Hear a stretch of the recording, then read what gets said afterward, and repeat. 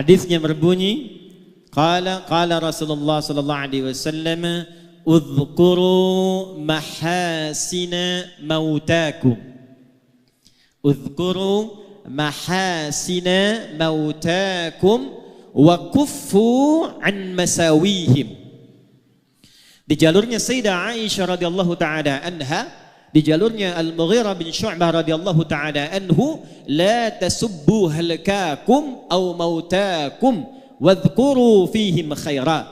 Di jalurnya Ibnu Abbas radhiyallahu taala anhuma, la tasubbu amwatana wadhkuru lahum aw la tu'dhu ahyana. Atau kama qala Rasulullah sallallahu alaihi wasallam. Yuk kita masuk ke inti hadisnya. Bapak Ibu sekalian, ada yang sangat menarik di hadis yang dipesankan Nabi ini. Kalimatnya singkat, padat, tegas tapi dalam. Uzkuru mahasina mautakum. Kalau ada yang wafat di antara kalian, kata Nabi, maka sibukkanlah dengan menyebut-nyebut, memviralkan, menceritakan kebaikan-kebaikannya. Wa kuffu an masawihim. Wa kuffu ay imtana'u, dan kemudian tahanlah dirimu, jangan pernah lakukan an masawihim, untuk menyebutkan keburukan-keburukannya. Singkat, padat, dalam. Kalau ada orang wafat, kata Nabi, sibukkan diri kalian, apalagi keluarganya, kerabatnya, untuk memviralkan. Nah, di bahasa sekarang viral. Kalau terjemah dulu itu baru disebutkan, ceritakan. Kalau sekarang orang senang viral karena kalau sudah viral kemudian bisa di-share, bisa di-like dan di-subscribe. Viralkan. Kenapa mesti diviralkan? Di sini para ulama mengajarkan setidaknya ada 3 hal yang penting dalam kalimat Nabi ini, yang bila dikerjakan akan terus melahirkan manfaat bagi yang wafat, memberikan jariah bagi yang telah wafat, meneruskan kebaikan bagi yang hidup, dan yang ketiga yang paling penting, memberikan peta jalan kehidupan bagi yang hidup, bagaimana nanti setelah wafat akan dikenang seperti orang baik yang kita viralkan kebaikannya itu. Maka pelajaran pertama kita turunkan dengan cepat. 1, udhkuru mahasina mautakum.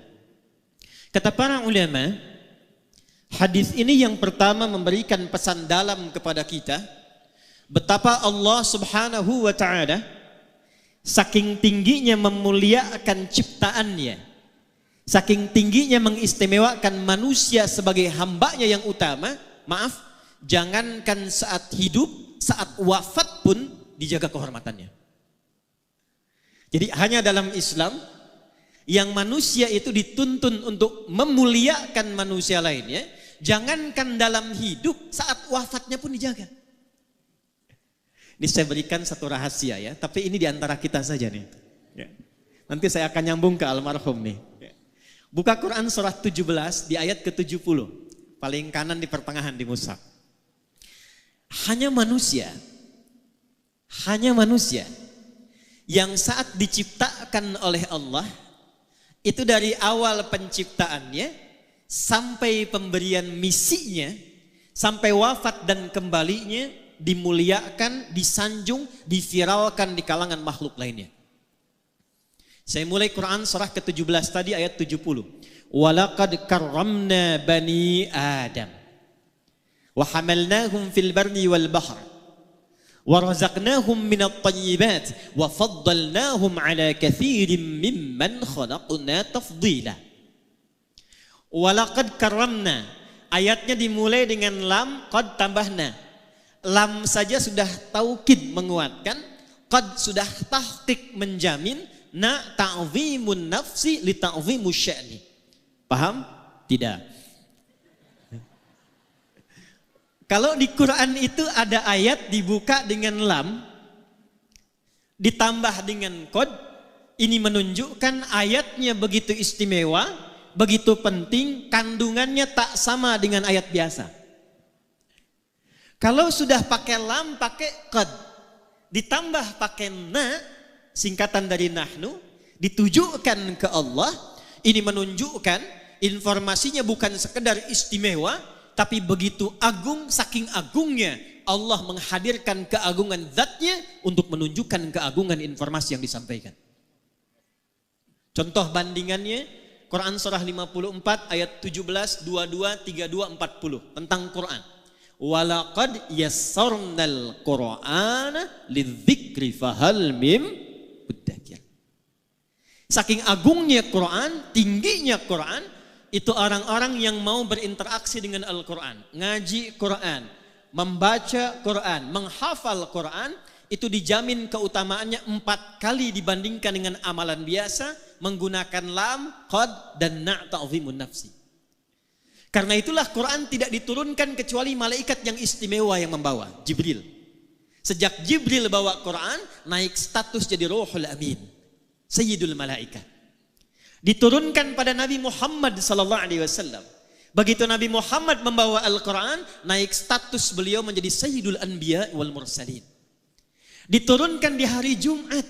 Begitu Jumat mendapati turunnya Quran, naik status harinya menjadi Sayyidul Ayyam. Diturunkan di malam hari, saat turunnya malamnya berubah menjadi status Lailatul Qadar, Lailatul Mubarakah. Turun di Mekah, Mekah berubah menjadi tempat yang penuh berkah. Turun di Yathrib, Yathrib berubah jadi Al-Madinah Al-Munawwarah. Siapa saja yang bisa dekat dengan Al-Quran, maka mendapatkan keutamaan serupa dan jaminannya keagungan Allah Subhanahu wa taala. Ayat yang serupa nafasnya itu tentang manusia. Jadi bukan hanya Al-Quran.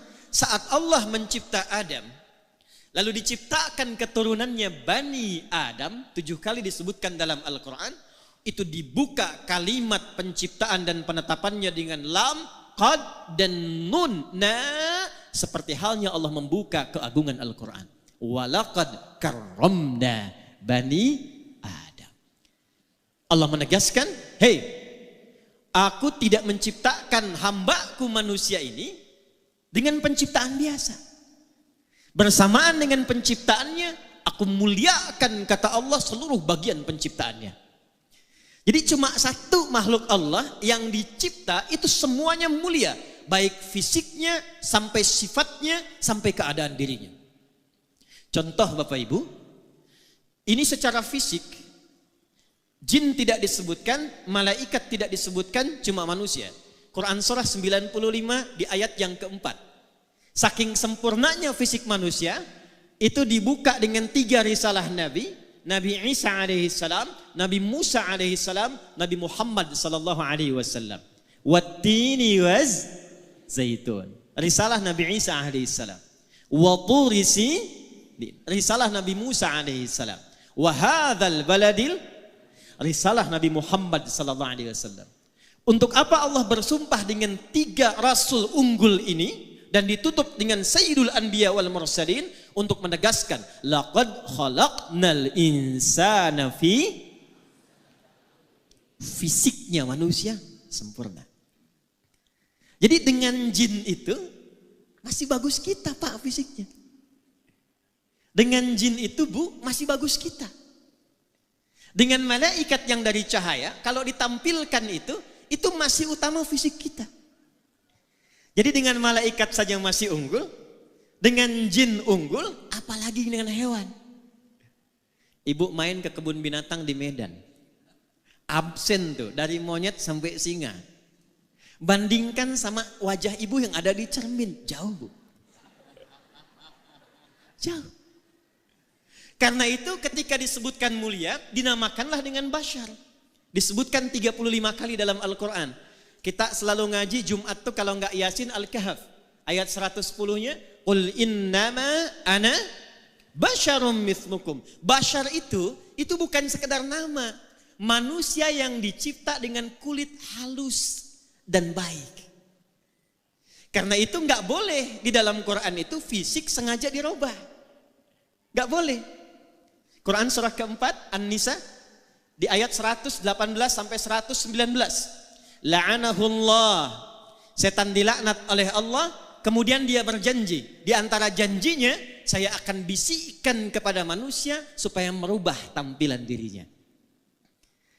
Yang pesek pengen jadi mancung, rubah.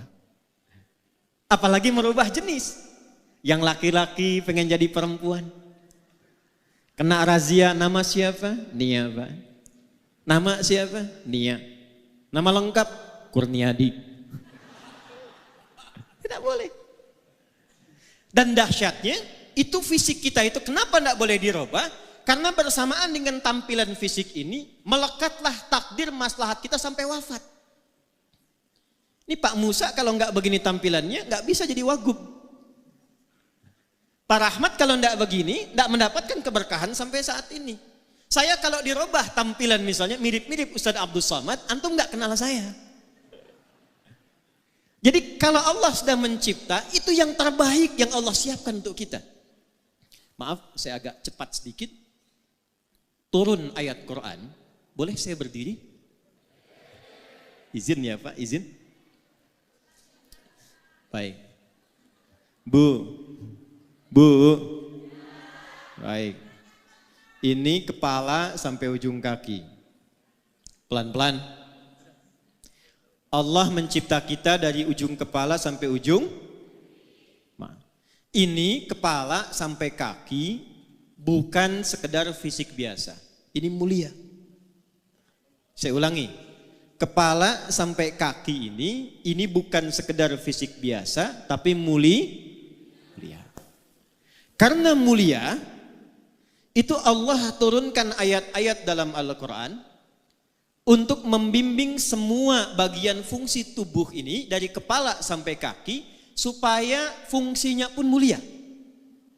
Supaya terjaga keadaan fisik ini. Diciptakannya bagus, berperilakunya mesti bagus, pulangnya pun mesti bagus. Contoh, ini mata fungsinya apa? Tuh, sudah salah. Kalau cuma melihat, itu belum masuk ke fungsi manusia. Hewan pun melihat.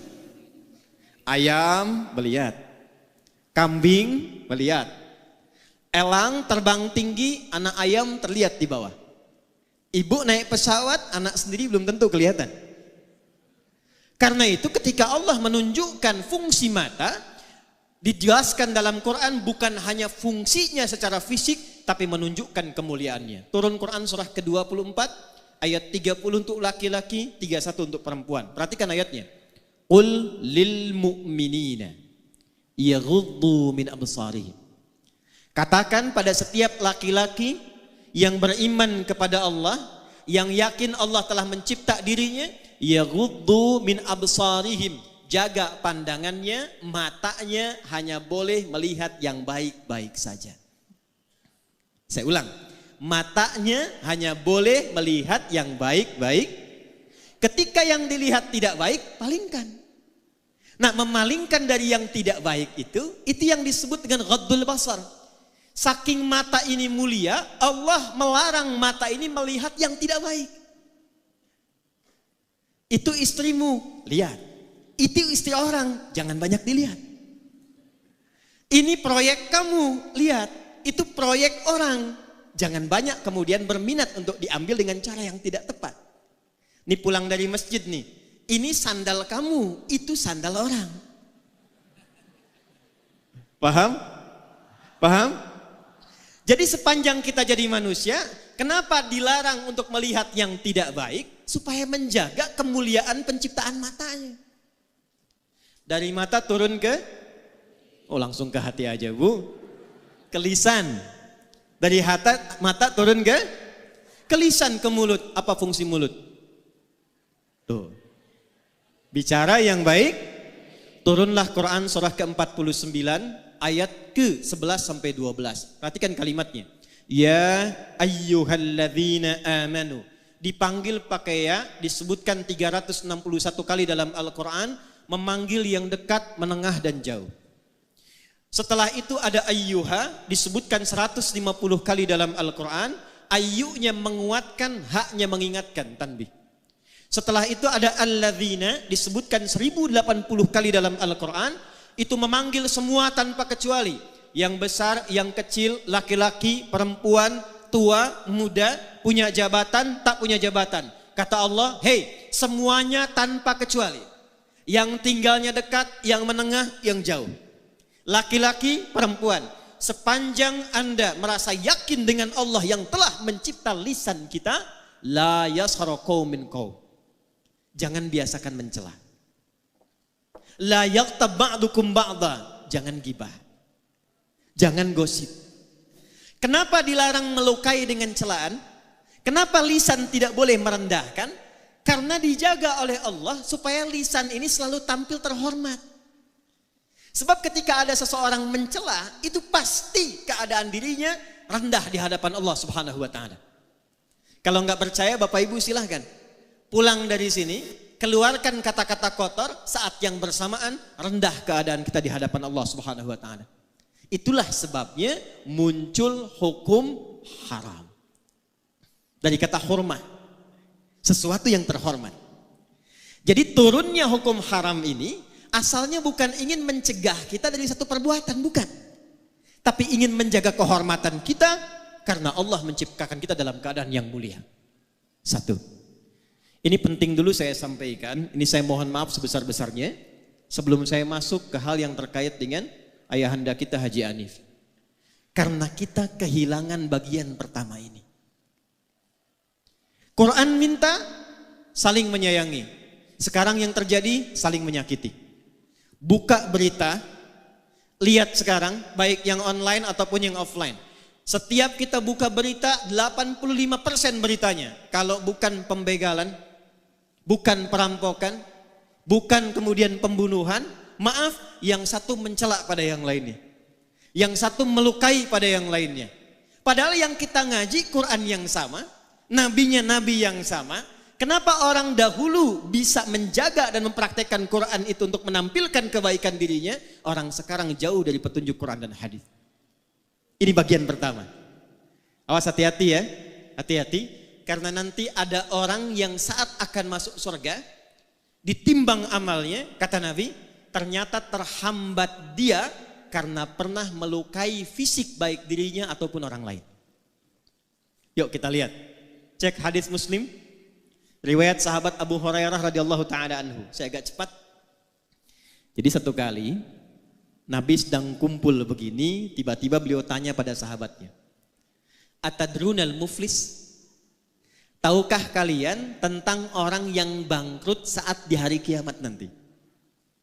Lalu sahabat rebutan menjawab. Kata mereka, "Ya Rasulullah, al-muflisu fina ma la dirham lahu wa la mata'." Orang bangkrut menurut kami yang sudah tidak punya uang spesial pun, tak ada aset sedikit pun. Secara teori dunia benar. Tapi perhatikan jawab Nabi. Al-muflisu min ummati. Orang bangkrut yang mengaku umatku itu. Tolong garis bawahi ya.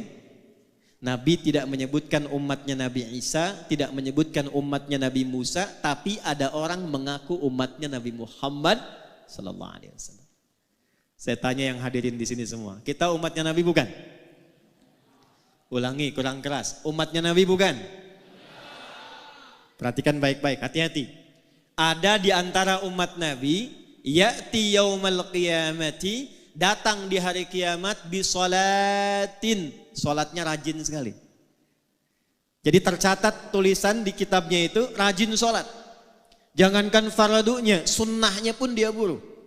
Dia tahajud, dia sholat sunnah, ada catatannya. Wasyamin, rajin puasa. Jangankan Ramadan, Senin datang dia puasa, Kamis datang dia puasa. Dia tak tunggu Senin Kamis, dia lakukan puasa Daud. Wazakatin, rajin zakat. Fokus.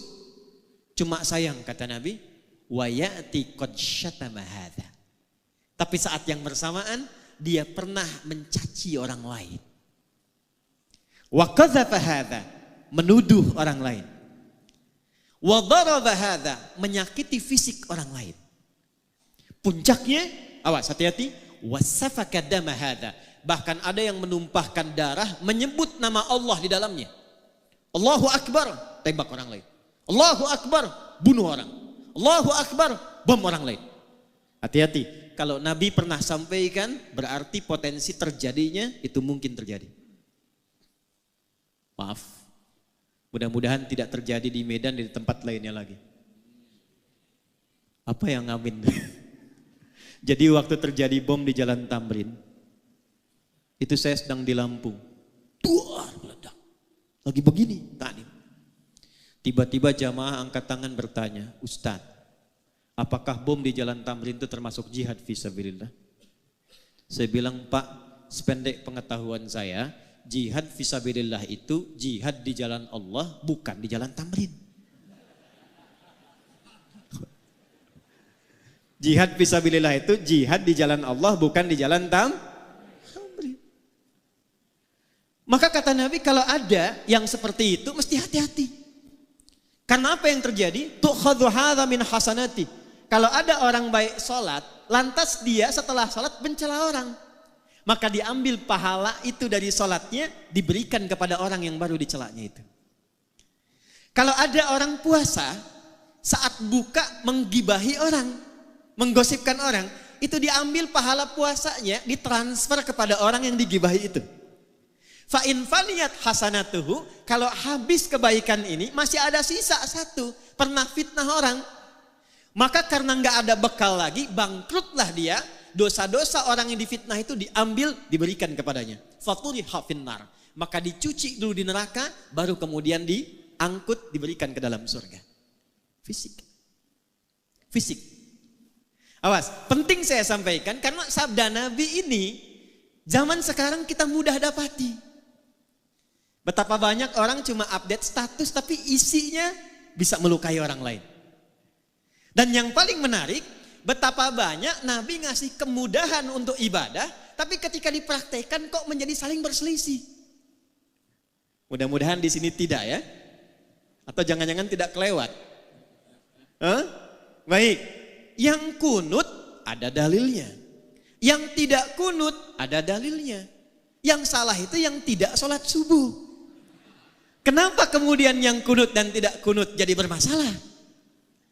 Saya pernah menangani satu kasus suami istri itu tidak saling tatap semalaman gara-gara persoalan turun dari i'tidal ke sujud. Suami pulang dari kantor, kena macet, tiba di rumah malam, gak sempat kemudian ke masjid. Sudah selesai. Nyampe di rumah, ambil wudhu sholat, begitu sholat istri lihat. Ternyata sujudnya itu turun dulu lututnya. Begitu lututnya turun, istri lihat. Begitu salam, assalamualaikum, assalamualaikum, selesai sholat, ini persoalannya Bu. Tanpa muqaddimah. Langsung istri komen pada suaminya, papa sholatnya salah katanya. Jiwa laki-laki bangkit. Yang pemimpin siapa? Apa ciri khas pemimpin itu? Ciri khas pemimpin bukan tegas, ciri khas pemimpin tidak mau dipimpin. Hanya menerima usulan, jarang kemudian menerima saran. Istrinya berkata, ini kisah nyata, papa sholatnya salah. Memang kenapa mah?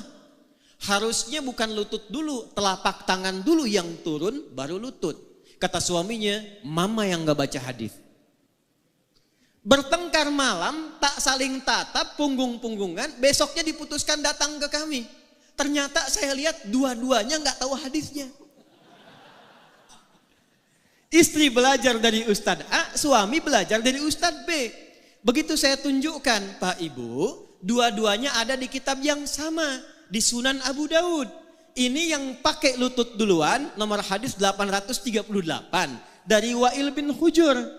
Yang pakai telapak tangan cuma beda 2 nomor. Nih kiri atas Abu Hurairah nomor hadis 840.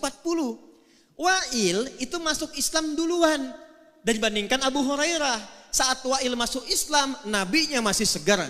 Ikut perang Badar, ikut perang Uhud. Wa'il lihat Nabi sholat, turunnya pakai lutut karena lututnya nggak bermasalah.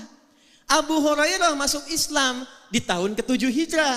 Nabi usia 60 tahun, 3 tahun sebelum meninggal. Di suasana itu banyak hadis menunjukkan lutut beliau bermasalah. Kadang sholatnya pakai tongkat, kadang nyindir ke tiang-tiang, nyindir ke tiang karena lututnya bermasalah. Usia sepuh lutut bermasalah. Salah. Abu Hurairah lihat, kalau lutut bermasalah, Nabi turunnya pakai apa? Ternyata telapak tangannya dulu. Jadi mau pakai lutut, pakai telapak tangan, dua-duanya ada. Nabi menunjukkan untuk kemudahan sujud, bukan karena persoalan tua dan muda saja. Jadi jangan simpulkan juga kalau ada kemudian anak muda sujud pakai telapak tangannya, tua. Jadi kalau anak muda olahraga cedera dia, lututnya masalah, gunakan telapak tangannya. Telapak tangan masalah, gunakan lututnya. Lutut benar, telapak tangan benar, yang salah sujud pakai kepala duluan.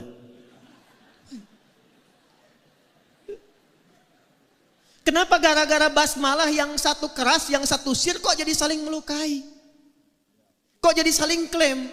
Padahal 70 hadis. 70 hadisnya 4 cara bacanya. Bisa dijaharkan, Bismillahirrahmanirrahim. Bisa disirkan, Bismillahirrahmanirrahim. Maaf, kalau sudah silent, sir, tidak usah ditempel ke mic. Bismillahirrahmanirrahim. Itu jahar namanya. Sir pelan yang dengar kita. Yang ketiga, bisa tak usah dibaca sama sekali. Alhamdulillahi Rabbil Alamin. Yang keempat, riwayat Abu Hurairah, baca jahar rakaat pertama, Bismillahirrahmanirrahim. Rakaat kedua tidak dibaca langsung hamdalah. Alhamdulillahi Rabbil Alamin. Empat-empatnya ada dari Nabi. Diajarkan oleh Nabi pada sahabat. Sahabat ngajarkan, dirangkum oleh 4 imam besar dipilih oleh mereka. Imam Abu Hanifah An-Nu'man wafat tahun 150 Hijrah. Memilih langsung baca hamdalah. Imam Malik lahir 93 Hijrah. Memilih langsung baca hamdalah. Imam Muhammad bin Idris Asy-Syafi'i lahir 150 Hijrah. Saya pilih yang jahar. Karena ini tidak baca, populerkan yang dibaca supaya diketahui. Imam muridnya, Imam Ahmad bin Hanbal lahir 164 Hijrah. Hafal 1 juta hadis, muridnya Imam Asy-Syafi'i, memilih yang keempat. Yang ini tidak baca, yang ini baca keras, saya pilih kemudian yang tengah-tengah silent. Kok tiba kemudian? Bismillahirrahmanirrahim. Alhamdulillahi Rabbil Alamin. Ini Muhammadiyah nih. Bismillahirrahmanirrahim. NU. Padahal zaman Nabi belum ada Muhammadiyah, zaman Nabi belum ada. Yang NU benar, yang Muhammadiyah benar, yang salah yang tidak sholat. Saya 2010 itu tugas di Mekah, menerima jemaah pertama Isya. Qadarullah imamnya Syekh Sudes. Begitu sudah mengatakan istau, istaqimu, takbir, Allahu Akbar. Alhamdulillahi Rabbil Alamin. Itu komen jamaah samping saya persis, pertama masih ingat saya, iki imamnya Muhammadiyah ya. Jadi Muhammadiyah cabang Masjidil Haram. Nah ini yang harus diperkaya para ulama kita itu. Muhammadiyah bagus, NU bagus, persaudarakan semuanya, Muhammadiyahnya, persisnya, dewan dakwahnya, ketemu di masjid yang sama, yang pimpin ini kunut, yang tidak kunut aminkan. Allahumma hdina fi man hadait, belakang amin. Gantian begitu yang pimpin yang tidak kunut, yang makmum tidak perlu sujud sahwi. Paham? Takbir. Bagian pertama. Jadi tidak ada babnya saling celah. Yang paling menarik ngajinya Quran, sunnahnya sunnah Rasulullah. Kok bisa pulang dari situ nggak saling sapa? Assalamualaikum akhi, beda manhaj. Ngaji ke sana yuk, bid'ah. Itu tidak saya temukan tuh dalam Quran, dalam sunnahnya. Maka yang pertama kita lakukan, satu, Islam menjaga kehormatan fisik, menyatukan, bukan memisahkan. Paham? Nah. Yuk, kita lihat teladan beliau tadi. Diputar videonya, saya senang karena itu sunnahnya. Bukan memperlambat taklim, bukan. Awas belakang tuh, istighfar tuh tadi tuh yang teriak. Cepet katanya, bukan. Ini sunnahnya tadi itu. Jadi dibandingkan yang saya sekarang ini, itu yang tadi itu lebih tinggi sunnah muakkadahnya dari itu. Karena hadisnya itu viralkan kebaikannya. Betapa beliau menyambung silaturahim. Memuliakan orang tanpa melihat fisiknya. Ada yang tidak ditampilkan di sini. Tapi sejak 16 September 2005 dan didirikan YAPI itu, saya melihat di antara murid saya yang dimuliakan oleh beliau, ternyata ada murid-murid penghafal Quran kami. Siapa yang bisa melunakkan hati Anda untuk ada di sini? Saya tidak punya kemampuan. Siapa yang bisa melunakkan hati kami untuk hadir di sini?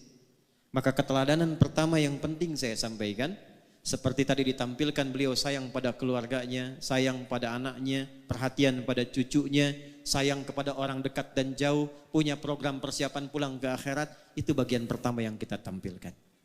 Jelas sampai di sini? 1. 2. Saya agak cepat. Udhkuru mahasina mautakum wa kuffu an masawihim. Jika ada orang yang telah wafat, viralkan kebaikan-kebaikannya dan tahan dari menggunjingkan keburukannya. Apa makna yang kedua kata para ulama? Dari kebaikan yang telah kita ketahui tadi, jangan cukupkan sekedar menjadi informasi. Saya ulang ya. Jangan cukupkan sekedar menjadi informasi. Contoh, Haji Anif ini punya program membangun 99 masjid. Sampai sekarang tahun 2023 ada kisaran 30-an lebih masjid yang telah terbangun. Beliau support ambulan, perhatian mendirikan klinik dan sebagainya. Alhamdulillah, untuk beliau selesai. Jariahnya mengalir. Ada 9 lafaz di hadis Muslim, cukup Nabi yang memberikan garansi lewat hadis ini. Perhatikan kalimatnya. Disebutkan 9 lafaz di hadis Muslim, kalimatnya idza matal insan. Atau dalam riwayat lain idza matal abdu. Imam Nawawi rahimahullahu taala dalam syarahnya menafsirkan idza matal insan ay idza mata ibnu Adam. Kalau seorang manusia yang beraktivitas meninggal dunia. Maaf. Manusia disebut dengan 5 nama dalam Quran. Berapa nama? Ada bashar 35 kali disebutkan dalam Quran. Ada ins dipasangkan dengan jin 18 kali disebutkan di Quran. Ya ma'syaral jinni wal wa ma khalaqtul jinna wal. Ada insan 65 kali disebutkan dalam Quran. Yang keempat ada nas 240 kali disebutkan dalam Quran. Dan yang kelima ada Bani Adam 7 kali disebutkan dalam Quran. Semua nama itu punya makna. Kalau disebutkan insan, itu artinya menunjuk aktivitas manusia dari bangun sampai tidur lagi. Saya ulang ya. Kalau disebutkan insan, ya iqra bismi rabbikal ladzi khalaqal ar-rahman 'allamal khalaqal. Kalau disebutkan al-insan, itu bukan sekedar menunjuk nama manusia, tapi menekankan totalitas aktivitasnya dari bangun tidur sampai tidur lagi. Nah, Nabi menyebutkan dalam hadis riwayat Muslim tadi, idza matal insan, jika manusia yang beraktivitas dari bangun sampai tidur lagi itu selesai aktivitasnya. Ini ingin memberikan pesan kepada kita. Anda sesibuk-sibuknya, sehebat-hebatnya, punya jabatan yang tinggi, harta yang banyak, ilmu yang luas, tetap kita akan wafat. Itu poinnya. Idza matal insan, kalaupun sibuk sampai tidurnya sedikit, bisnisnya banyak, ngajarnya banyak, kedudukan tinggi, pada akhirnya wafat. Meninggal. Quran surah 39 ayat 30, innaka mayyitun wa innahum mayyitun. Silahkan berbuat apapun kata Nabi, tapi pada akhirnya Anda wafat. Nah, sebelum wafat itu, ini poinnya. Maka Nabi berpesan, bagi setiap personalnya lewat hadis Muslim tadi, siapkan diri kita supaya saat wafat itu mendapatkan kebahagiaan yang sama atau bahkan lebih dengan saat hidup. Maaf, jangan sampai hidup rumahnya mewah, enak kerjanya, aktivitas nyaman, tapi begitu wafat kemudian suasananya menjadi sempit dan gelap. Ukuran berapa di alam kubur itu? 2 kali 3, 3 kali 4, ada yang 10 kali 15, Tidak ada ya? Baik, tapi perhatikan baik-baik. Ada orang-orang yang menyiapkan sebelum wafatnya sehingga dijamin oleh Allah tempat kuburnya lebih luas dibandingkan dengan apa yang dia dapatkan di bumi. Saya lihat tadi lewat Raja Wali 28, luas sekali itu. Beberapa rumah luas sekali, lebar. Tapi ada orang masuk kubur, itu diberikan kenikmatan oleh Allah. Tempatnya lebih luas dari tempat yang pernah dia tinggali di bumi. Gak percaya nanti silahkan. Antum minta wasiat dikuburkan samping ulama yang dikenal soleh. Lihat nanti lapaknya tuh. Lihat tempatnya. Bagaimana kenikmatannya. Quran surah ketiga ayat 169 sampai 172. Saya agak cepat. Wala tahsabanna alladhina qutilu fi sabilillahi amwata bal ahya'un 'inda rabbihim yurzaqun farihina bima atahumullahu min fadli. Maaf keluarga besar Haji Hanif. Wa yastabshiruna billadzina lam yalhaqu bihim min khalfihim alla khaufun 'alaihim wa lahum yahzanun. Ada orang yang saat meninggal itu dibahagiakan oleh Allah. Dilimpahkan kenikmatan tiada batas. Sampai-sampai kalau dia mampu kata Allah, dia ingin kabarkan kepada keluarga besarnya. Kamu jangan banyak nangis. Kamu jangan sedihkan aku. Perhatikan ini ayat. Wa yastabshiruna billadzina lam yalhaqu bihim alla khaufun 'alaihim wa lahum yahzanun. Jangan khawatir tentang saya. Jangan banyak menangisi saya. Kalau bisa siapkan bekal supaya cepat nyusul ke sini. Di sini lebih enak dibandingkan dengan apa yang kamu rasakan sekarang. Itu Quran. Itu Quran. Dilimpahkan bahasa Qurannya, dilimpahkan tanpa henti sampai tiada batas. Sampai tiada batas. Dan kalau mampu dia akan katakan cepat nyusul sini. Jangan banyak bersedih. Jangan khawatir dengan kondisiku, di sini lebih enak. Siapa orang-orang ini? Adalah orang yang setidaknya menyiapkan 3 bekal sebelum wafatnya dan disifati 3 bekal ini oleh Allah dalam Al-Quran dengan fi sabilillah. Wala tahsabanna alladhina qutilu fi sabilillah. Jangan Anda duka orang yang wafat yang mendedikasikan hidupnya untuk berjuang di jalan Allah. Nah, apa fisabilillah ini? Ternyata bukan cuma ikut aksi militer saja, tidak. Banyak sekali ruangnya. 1, kata Nabi, idza matal insanu inqata'a sa'iru amali. Memang orang itu kalau sudah wafat terputus semua potensi pekerjaannya. Sudah. Enggak bisa sholat lagi, enggak bisa puasa lagi, enggak bisa kerja lagi. Tapi Masya Allah, ada 3 yang ia siapkan sebelum meninggal, dan 3-tiganya walaupun tak mampu dikerjakan lagi, pahalanya terus mengalir. Jadi kalau nanti ini mengalir, wujudnya berupa cahaya di alam kuburnya. Berupanya cahaya, nur. Ya, bentuknya diberikan cahaya. Lalu diberikan kenikmatan oleh Allah berlimpah, dicukupkan semuanya, nikmat. Apa 3 ini? 1, dia menyiapkan sebelum pulangnya amalan utama yang melahirkan transfer pahala disebut dengan sedekah jariyah. Saya ulangi. Namanya sedekah jariyah.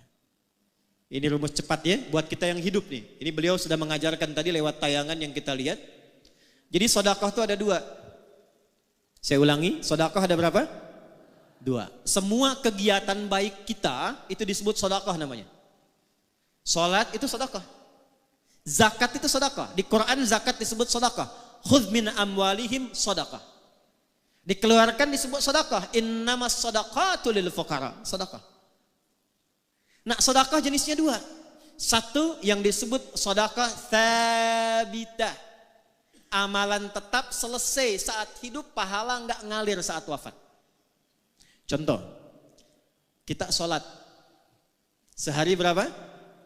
5 kali yang fardu. Setelah meninggal kan tak sholat lagi. Nah, yang mengalir pahalanya itu yang kita kerjakan saat hidup. Selesai meninggal, nggak dapat transfer pahala lagi dari sholat kita. Selesai. Itu namanya sedekah tsabitah.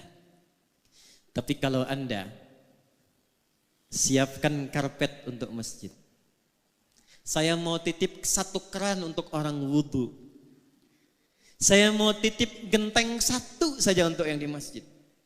Saya mau titip 1 mushaf untuk dibacakan oleh anak-anak penghafal Quran. Kemampuan cuma 1. Bekal cuma 50.000. Saya belikan mushaf, saya simpan di Masjid Al-Musannif misal. Allahu Akbar, wafat orangnya. Dibaca mushafnya oleh 1 jamaah yang hadir di masjid itu. Begitu dibacakan 1 huruf saja. Nun. Berlakulah hadis At-Tirmidzi nomor hadis 2910. Man qara'a harfan min kitabillahi falahu asyru hasanat.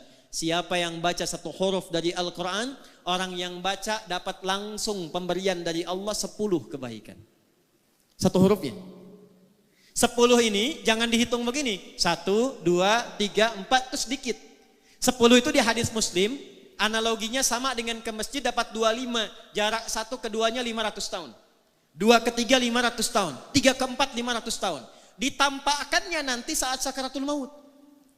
Di pahala itu 10 yang disebut pahala ajrun tampaknya saat sakaratul maut. Ditampakkan oleh Allah sehingga dia senang. Saat senang itulah dia dalam keadaan tenang dicabut nyawanya sehingga dipanggil dalam keadaan yang tenang. Quran surah 89 ayat 27 sampai 30. Ya ayyatuhan nafsul. Kenapa mutmainnah? Karena tenang diperlihatkan bagian pahalanya. Dibacakan 10 dapat. Tapi hadisnya belum selesai.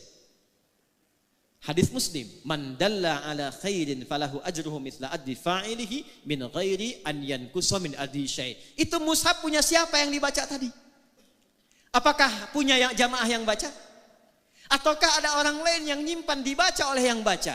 Ternyata mushafnya titipan dari si fulan, maka yang menitipkan mushaf itu yang mewakafkan disimpan di masjid dapat transferan pahala yang sama dengan yang baca.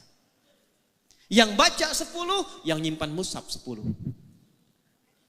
Coba lihat almarhum. Bukan cuma mushafnya. Berapa penghafal Quran yang diberikan perhatian oleh beliau? Berapa banyak masjid yang telah dibangunkan? Berapa kali orang ruku dan sujud di masjid itu? Berapa banyak orang wudu mendapatkan bagian dari keberkahannya? Pertanyaan terbesar saya pertama, maaf izin keluarga besar. Dari anggota keluarga yang hadir saat ini, berapa di antara yang berminat meneruskan keteladanan itu? Karena contoh pertamanya bagian keluarganya. Saya berikan kabar gembira untuk keluarga. Ini bukan ngarang-ngarang, kami belajar tafsir, belajar Quran. Jika ada anak meneruskan kesolehan orang tua, itu 1 keluarga besar. 16 keluarga besar beliau, istri beliau yang mulia Hajah Syarifah, keluarga besar beliau, anak-anaknya, sampai cucunya. Kalau benar diteruskan, itu surga yang Allah janjikan, bukan surga biasa. Turun Quran surah 13, Ar-Ra'd, ayat 23 sampai 24, dari 8 pintu surga.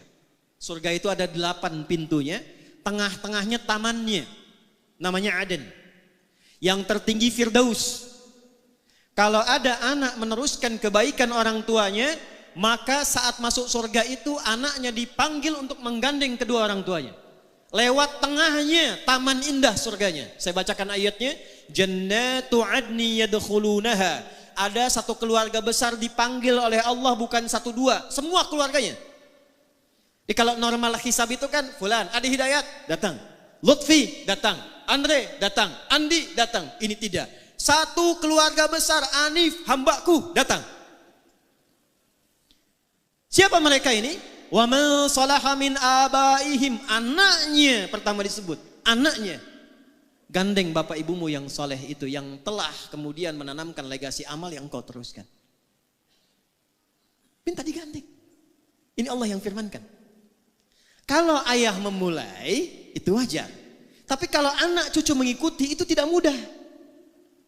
Tidak mudah. Makanya nasihat para nabi itu sebelum meninggal, yang dikumpulkan anak-anak itu bukan persoalan warisan harta, tapi meneruskan kebaikan yang telah kemudian dikerjakan orang tuanya. Quran surah kedua Al-Baqarah di ayat 133. Lihat kalimatnya. Am kuntum syuhada'a idh hadara Ya'qub al-maut idh qala li banihi ma ta'buduna min ba'di. Pernah enggak Anda dengar kisah viral tentang Nabi Yakub? Bukan cuma punya anak Yusuf, punya anak 12, ada Benyamin, ada Yahuda dan sebagainya. Bukan itu. Sebelum wafatnya dikumpulkan anak-anaknya, ditanya, kalau bapak meninggal, kalian bagaimana amalnya? Apa jawab mereka? Qalu na'budu. Ya bapak, jangan khawatir. Setelah ayahanda meninggal, tanamkan dalam hati bapak yang dalam, kami tidak akan pernah keluar dan menyimpang dari nasihat-nasihat ayah untuk meneruskan amal-amal kebaikan ayah. Na'budu ilahaka wa ilaha abaika Ibrahim wa Ismaila wa Ishaqa ilaha wahidah. Jazakumullah khair. Semoga Allah muliakan guru-guru kita, menyehatkan, merahmati, dan memberikan kemampuan kita meneladani kebaikan-kebaikan beliau. Saya teruskan. Kata anak-anaknya Yakub, Pak, jangan khawatir. Amal-amal yang telah Bapak tinggalkan kami teruskan. Kami tidak akan menyembah Tuhan selain Allah. Pastikan supaya Bapak pulangnya pun tenang. Begitu Yakubnya meninggal dalam keadaan tenang, diteruskanlah oleh putra-putranya beliau. Ada Yusuf alaihissalam. Dan Yusuf lebih sukses dibandingkan ayahnya Yakub. Boleh jadi putra beliau mungkin usahanya ada yang lebih sukses daripada ayahnya. Tapi penilaian pertama dalam Al-Quran, apakah kesuksesan itu mengantarkan pada amal soleh yang pernah ditinggalkan oleh ayahandanya. Maka saya mohon pada keluarga besar, tidak sekedar kita bahagia banyak jamaah datang mendoakan. Tidak sekedar kita bangga dan haru, ada video yang telah menanamkan pesan-pesan kebaikan. Tapi pertanyaan besarnya, siapa di antara keluarga besar yang mau menggandeng beliau sebagai kebahagiaan saat pulang menghadap Allah Subhanahu wa taala. Teruskan. Fokus wa azwajihim dan istri-istrinya. Jadi ayah sama ibunya, anak gandeng pasangan masing-masing. Terakhir, tadi saya lihat ada cucunya, ada cicitnya, beliau bilang buyut ya. Itu dalam bahasa Arab disebut dzurriyyah. Tidak berhenti sampai ke anak, wa dzurriyyatihim, sampai ke anak cucu. Jadi hisabnya tuh begini, keluarga besar datang. Setelah itu gandeng masing-masing. Yang sudah menikah berpasangan gandeng. Nanti bapaknya minta digandeng. Ya, wa man salaha min abaihim wa azwajihim wa dzurriyyatihim. Cucu-cucunya diminta bergandengan. Itu belum dahsyat. Wal malaikatu yadkhuluna 'alaihim min kulli bab. Lalu malaikat diperintahkan berjejer di setiap pintu surga untuk menyambut satu keluarga besar ini. Fokus, salamun 'alaikum bima sabaratum fa ni'ma uqbaddar. Fokus baik-baik, selamat kata para malaikat. Jadi setiap lewat pintu surga, selamat. Lewat pintu surga, selamat. Apa jawaban selamatnya? Izin. Bima sabaratum. Selamat karena Anda sabar meneruskan kebaikan yang telah dirintis oleh keluarga besar. Jadi saya mohon amanat 99 masjid itu, usahakan selesai. Anak-anak yatim yang beliau rawat, teruskan. Tolong punya database-nya tuh. Ya. Majlis-majlis ilmu, klinik yang beliau pesannya apa tuh dari situ. Teruskan. Nah kita yang hadir, bagian dari keluarga jauh dari keluarga Haji Hanif ini, kita siapkan rencana. Ingin seperti itu. Ya, jadi bukan sekedar dengan informasi, dari sekian banyak kebaikan, yang tidak usah semuanya. Apa yang bisa kita lakukan dari situ? Alhamdulillah, beliau yang bangun masjidnya, saya besok ingin titipkan mushaf di dalamnya. Ya, begitu dibacakan nun, cuman satu memang hurufnya, tapi 10 kebaikan pahalanya. Kalau Anda titipkan pada penghafal Quran, Haji Hanif merawat penghafal Quran yang sangat banyak, diantaranya yatim piatu. Ayo kita belajar dari situ. Pulang dari sini, jangan lihat anak orang dulu, anak kita di rumah siapkan jadi penghafal Quran, supaya gandeng kebaikan. Jelas? 2, 3 bagian terakhir. Ini poin yang sangat penting sebelum kita berdoa untuk jeda ke Jumat, ini Sayyidul Ayyam.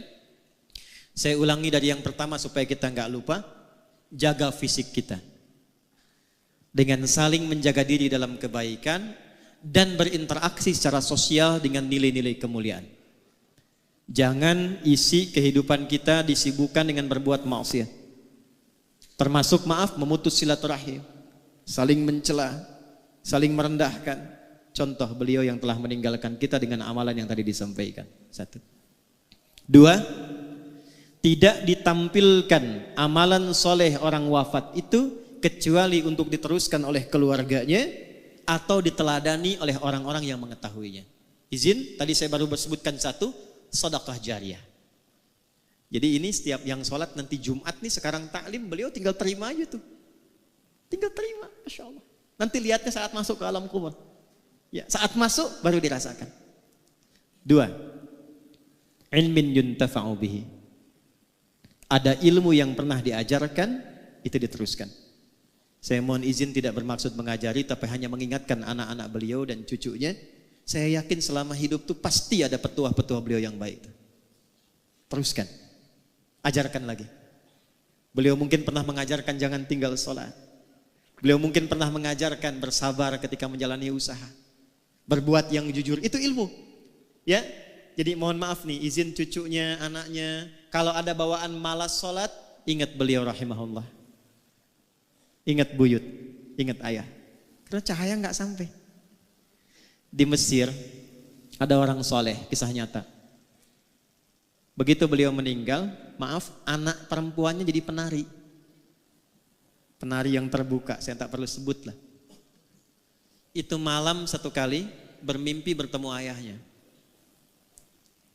Makam ayah ini sepi katanya, gelap.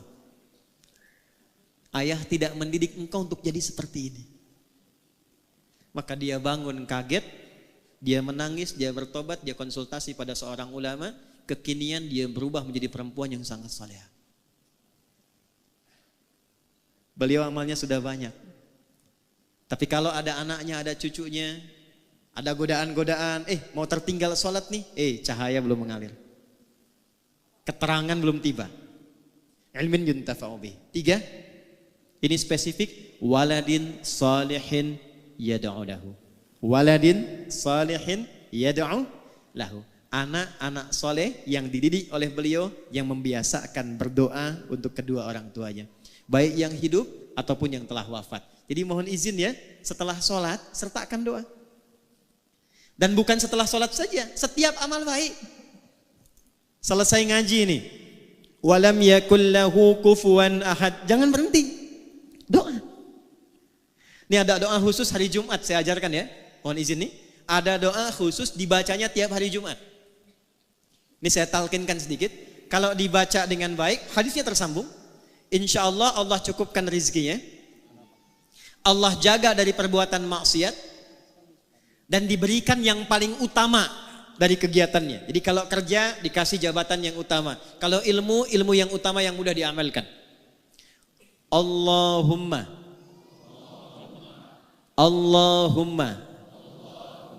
ikfina bihalalika an haramik. Allahumma ikfina bihalalika an haramik wa aghnina bi ta'atika an ma'siyatik wa bi fadlika amman siwak. Nah, itu biasakan di hari Jumat. Ya, dibacanya boleh yang laki-laki itu saat jeda di antara dua khutbah. Yang perempuan itu semua Jumat tuh afdal. Yang perempuan biasanya Sayyidah Fatimah radhiyallahu taala anha itu punya waktu khusus dan punya asisten untuk melihat kondisi matahari hanya Jumat saja. Ba'da asar menjelang maghrib. Jadi kalau sudah tiba matahari itu mau ke barat, itu asisten Sayyidah Fatimah mengatakan hanal waqt, hanal waqt. Kata Sayyidah Fatimah, hahya waktuha, hahya waktuha. Waktu mustajab itu dari mulai malam ke pagi, khususnya saatan, waktu sejenak di antara dua khutbah, puncaknya menjelang maghrib. Bacakan 3 bagian itu dan itu bersanad. Itu bersanad. Yang terakhir, yang ketiga. Saya ulangi, yang terakhir, yang ketiga. Setelah mendapatkan bagian-bagian tadi, istiqamah, pilih satu, siapkan bekal kita untuk pulang. Tadi kan sudah banyak beliau Haji Hanif rahimahullah ta'ala. Masjid ada, yatim ada, klinik ada. Susah, banyak nirunya. Nah setelah paham yang banyak tadi, oleh kita keluarkan satu untuk kita. Yang cocok apa? Tidak harus diikuti banyak. Yang cocok apa? Apa dasar hadisnya? Singkat, hadisnya sahih. Nabi duduk dengan sahabat, lalu menyampaikan, nanti di hari kiamat, di antara kalian ada yang dipanggil oleh pintu-pintu surga. Kata Nabi, ada yang dipanggil dari pintu Ar-Rayyan. Ya, maka nada munadin, penjaga pintu Ar-Rayyan manggil, aina shaimun, aina shaimun, mana yang biasa di dunianya puasa, mana yang biasa puasa. Maka nanti refleks amalan puasa itu menggerakkan tubuh bangkit. Enggak bisa antum asal bangun, saya tidak. Karena mulut dikunci. Al-yauma nakhtimu ala afwahihim wa tukallimuna aydihim wa tashhadu arjuluhum. Itu yang menggerakkan tubuh bangun, itu amal kita. Kalau tidak biasa puasa, tidak bisa bangun. Tapi kalau biasa puasa, amalan puasanya mendorong tubuhnya bangkit, langsung dia pergi ke tempat itu. Fa idza dakhaluhu ughliqa. Kalau masuk semua, tutup langsung. Enggak bisa ngintip. Itu pintunya Ar-Rayyan yang biasa puasa. Ada pintu namanya babut tahajud. Memang tidak rajin puasa, tapi dia tunggangi satu amalan, saya pengen tahajud. Maka nanti dipanggil lewat pintu namanya pintu tahajud, babut tahajud. Ada pintu namanya babus sedekah. Pilih 8 amalan pokok, pilih salah satu, tunggangi itu sebelum kita pulang menghadap Allah Subhanahu wa taala. Itu rumusnya. Abu Bakar tanya, "Ya Rasulullah, apakah ada nanti di surga yang dipanggil oleh semua pintu itu?" Jadi begitu dihisab, itu baru hisab dimulai, pintu semua manggil. Mana fulan, mana fulan, mana fulan, bukan umum lagi. Ya. Mana si fulan, semua pintu manggil. Kata Nabi, ya akan ada dan aku berharap engkau termasuk bagian dari orang yang dipanggil semua pintu surga itu. Saya mau tanya sebentar sebelum menutup.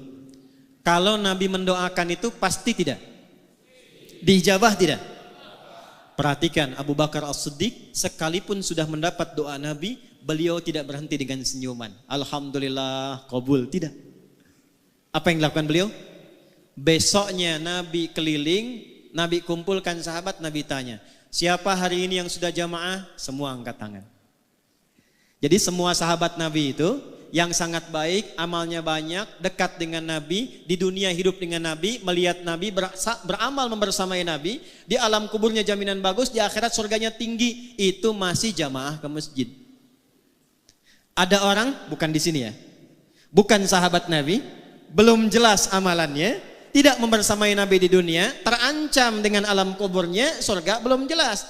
Rumah dekat masjid, speaker masjid menghadap ke rumahnya, masih belum tergerak untuk ke masjid. Tapi kalau ditanya cita-citanya surga Firdaus bersama Nabi.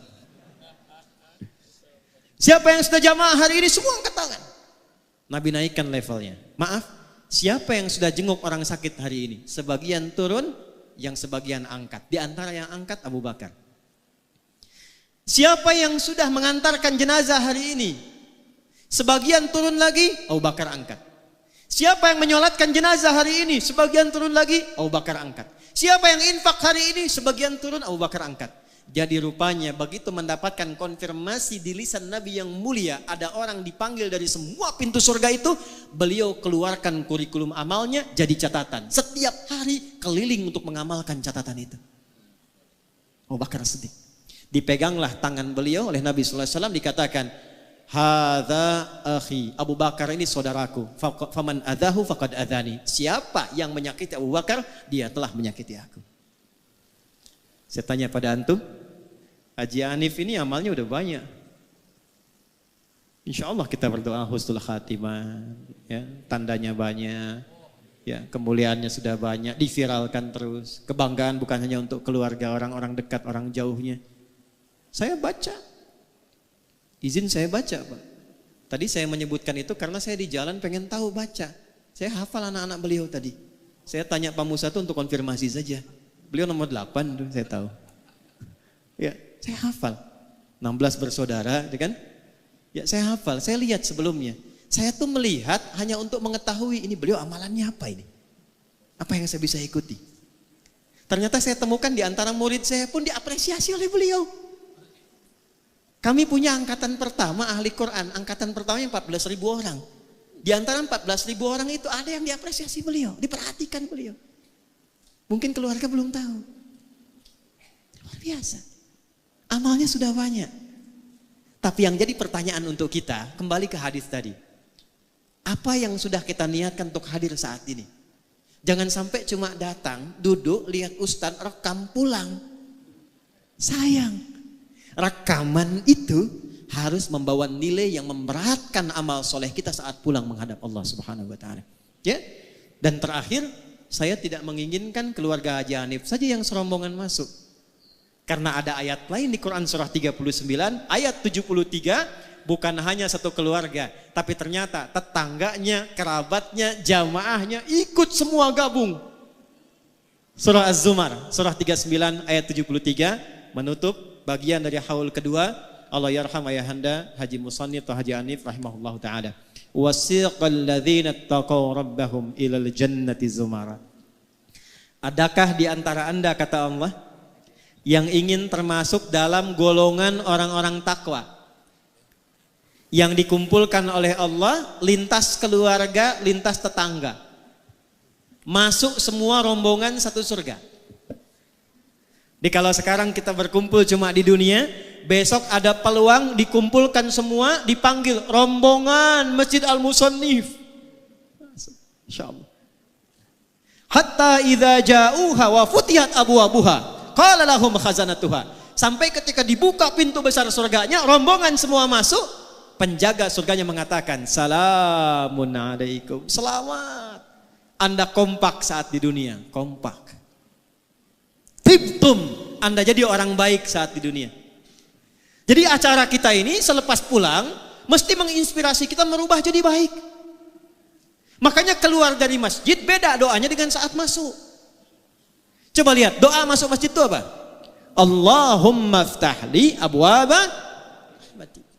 Ya Allah, mohon bukakan untukku pintu-pintu rahmatmu. Saya tanya sama antum deh yang laki-laki. Kalau masuk masjid itu dari satu pintu atau banyak pintu? Banyak. Masuk sini keluar lagi. Masuk sana keluar lagi gitu. Walaupun pintunya banyak, pasti masuknya di satu arah kan? Satu pintu kan? Pintu itu kalau satu babun. Kalau banyak abwabun. Kok bisa masuk satu pintu, minta doanya banyak pintu? Allahumma ftahli abwaba rahmati.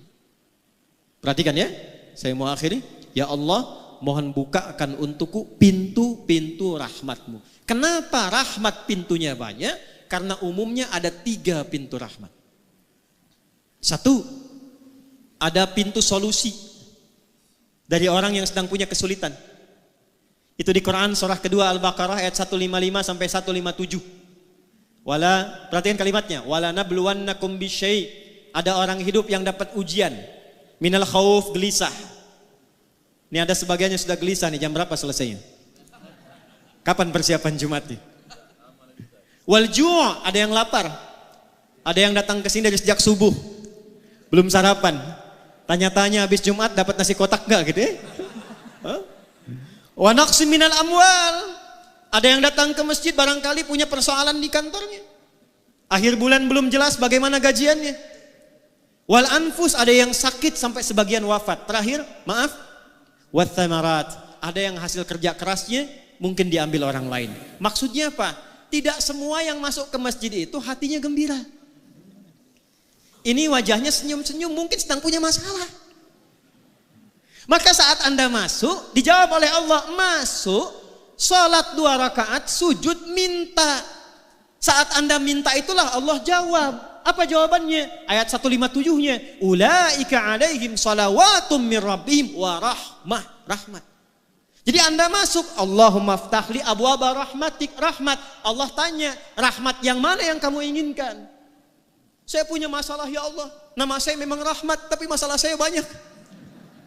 Sujud minta. Makanya ke masjid itu jangan cuma diam. Datang, sholat 2 rakaat, sujud minta. Bukan bikin status. Bukan gosip. Saya tidak Ustaz, tidak seperti ibu itu tuh, sama. 2, maaf. Rahmat Allah yang kedua itu singkatnya puncak ampunan dari dosa yang sudah berlumur. Pernah mabuk, pernah zina, pernah bunuh, pernah merampok, pernah membegal. Ada yang begitu di sini? Mumpung ada polisi di luar itu. Ya? Kalau ada orang pernah menyimpulkan bahkan ini dosa saya terlampau banyak, tidak tahu diampuni atau tidak, maka Allah turunkan sifat yang tertinggi yang keempat. 1 ghafir, 2 ghafar, 3 ghafur, 4 rahim dengan rahmatnya. Turun Quran surah 39 ayat 53. Qul ya ibadiyalladzina asrafu ala anfusihim la taqnatu min rahmatillah.